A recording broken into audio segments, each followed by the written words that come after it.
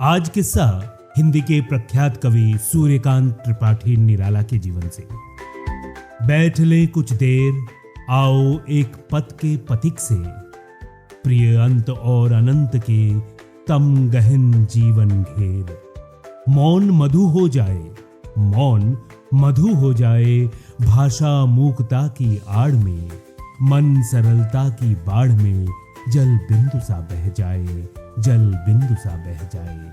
सरल अति स्वच्छंद जीवन प्रात के लघुपात से, उत्थान पतनाघात से, उत्थान पतनाघात से, रह जाए चुप निर्द्वंद, रह जाए चुप निर्द्वंद। हिंदी साहित्य के उन प्रमुख 4 स्तंभों में से एक हैं कवि सूर्यकांत त्रिपाठी निराला, जिन्होंने अपनी शानदार कविताओं से सबका दिल जीत लिया। निराला जी हिंदी साहित्य के एक बहुत महत्वपूर्ण कवि, लेखक, उपन्यासकार, कहानीकार, निबंधकार और संपादक थे।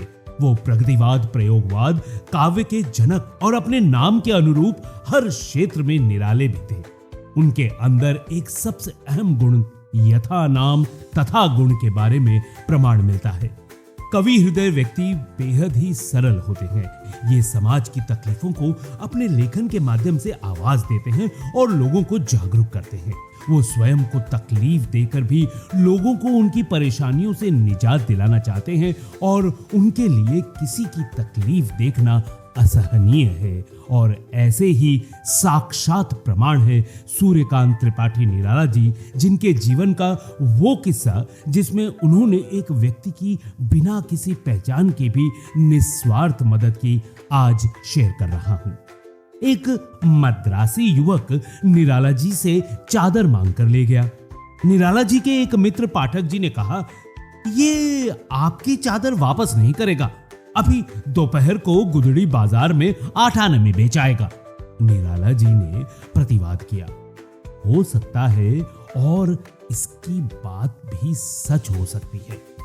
मद्रासी ये सोचकर अपने गांव से नहीं चला होगा कि मांगी हुई चादर गुदड़ी बाजार में बेचेगा। निराला की अंतर्दृष्टि ने धोखा नहीं खाया, चादर वापस आ गई।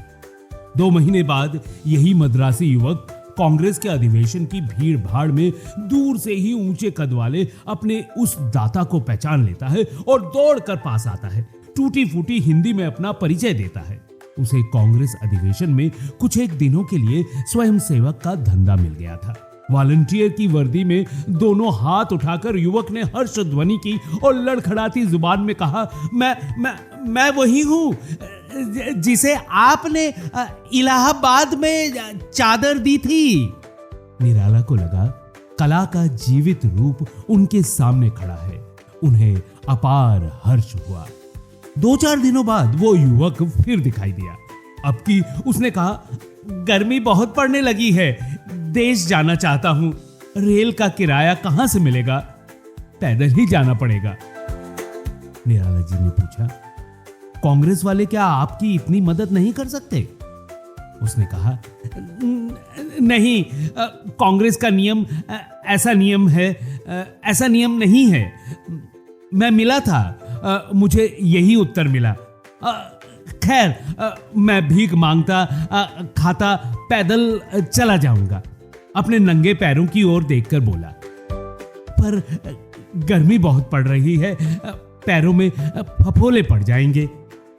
अगर एक जोड़ी चप्पल आप ले दें।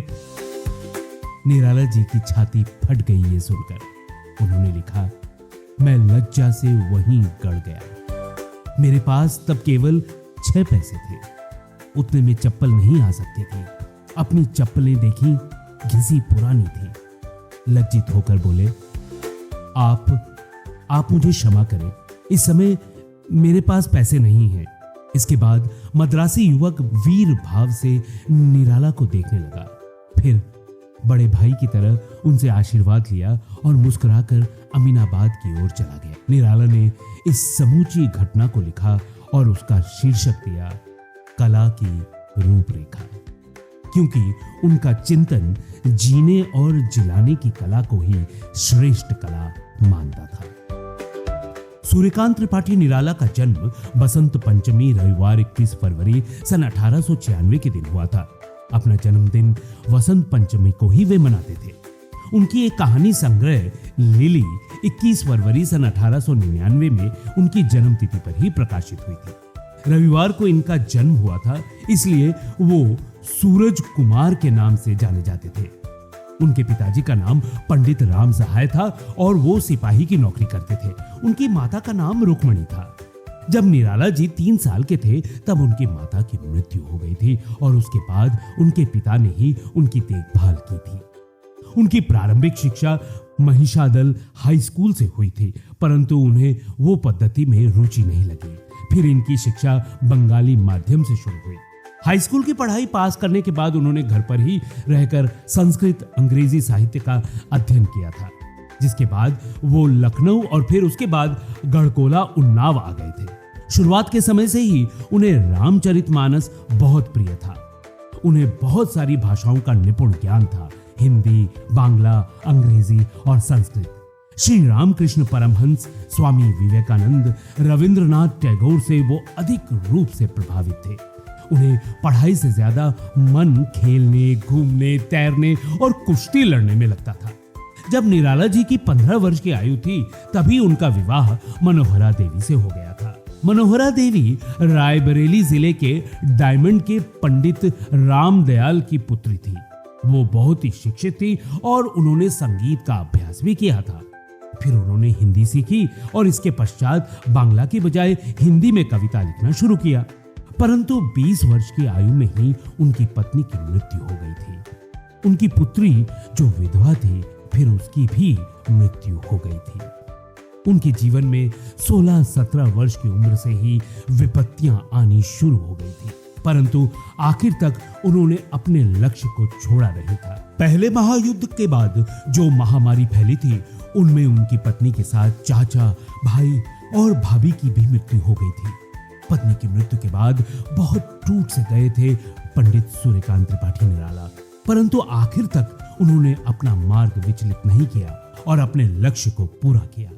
कुछ समय पश्चात उन्होंने महिषादल के राजा के पास नौकरी शुरू की। थोड़े समय के बाद उन्होंने वहां वो नौकरी भी छोड़ दी। उसके बाद उन्होंने रामकृष्ण मिशन के पत्रिका समन्वय के संपादन के कार्य में अपना काम शुरू किया। अभी न होगा मेरा अंत, अभी अभी ही तो आया है मेरे वन में मृदुल वसंत, अभी न होगा मेरा अंत।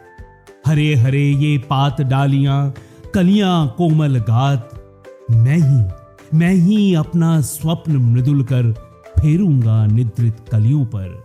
जगा एक प्रत्युष मनोहर, पुष्प पुष्प से तंद्रालस लालसा खींच लूंगा मैं, लालसा खींच लूंगा मैं।